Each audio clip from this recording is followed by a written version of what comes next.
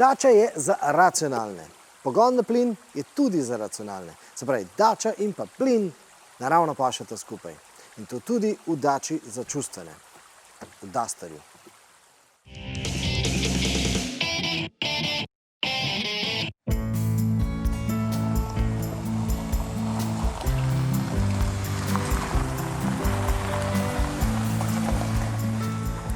Dusterja poznamo. To je najbolj zaželena Dacia in najbolj zaželena je, ker najbolje izgleda. In ker ne samo, da dobro izgleda, ampak tudi v resnici je terenec za tiste, ki so bolj zahtevni. Za tiste, ki menijo, da ni v redu, če je njihov terenec ves čas čist. Z drugimi besedami, to je avto za vse tiste, ki nočejo, da bi njihov avtomobil zgolj izgledal kot kleni terenec, potem pa za vsako figo podrsa z nosom po tleh. Dacia Duster je fajn zaradi tega, ker imaš v njem občutek, da se dejansko lahko voziš po makadamu. In dejansko imaš občutek, da je bil avto res delen za gorsko reševalno službo in pa za podobne službe, ki svoj avtomobil redno uporabljajo v slabših voznih razmerah. Ampak tokrat imamo na sporedu Dusterja, ki ni najbolj tipičen. Namreč nobeno presenečenje ni, da se večina Dusterjev proda s štirikolesnim pogonom, kar 65%. In seveda, tako je tudi prav. Ampak Dacia Duster Eco-G je Duster s pogonom zgolj na prednji par koles. Preizkušeni Duster je torej kompromis. Kompromis, ki pa je oblikovno še vedno zasnovan kot pravi terenec, z dobrim vstopnim kotom, z terensko oddaljenostjo od tal. Skratka, Dacia Duster je avtomobil, ki je bil delan za vožnjo po makadamu. Ne samo za potrebe reklam, ampak tudi v realnosti. Ampak Duster na plin je na voljo samo v dvokolesno gnani verziji. Marsikdo bi si plinskega terenca želel.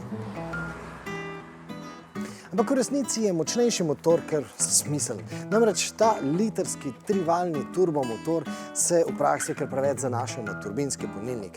Ko gre zares, ga namreč v spodnjih vrtljajih kar hitro zmanjka, potem pa turbo tudi kar nekako živčno potegne. In to je nekaj, kar si pri terenski vožnji, pri spolzkih klancih naprimer, nikakor ne želiš.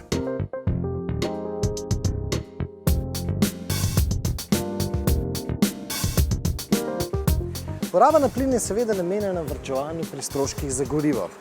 58 centov za liter je seveda skoraj za pol manj kot stane liter bencina in to celo v teh pokoronskih časih.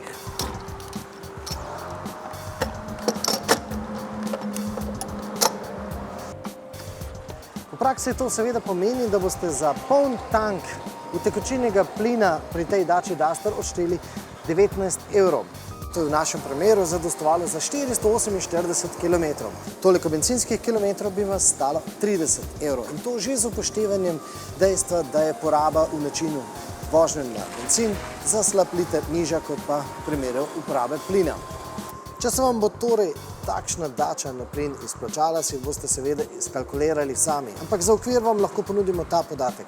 Če na leto prevozite 20 000 km, potem lahko pri današnjih cenah goriva računate z letnim prihrankom v višini 500 evrov.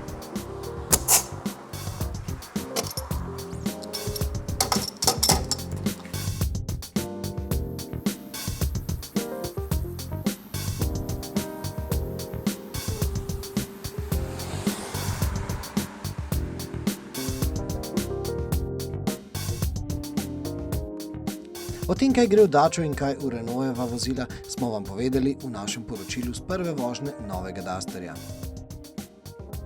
Pa poglejte tudi, kako smo ocenili štirikolesno gnanega Dusterja. Pa vam je Duster prevelik? Kaj pa pravite na Sandera?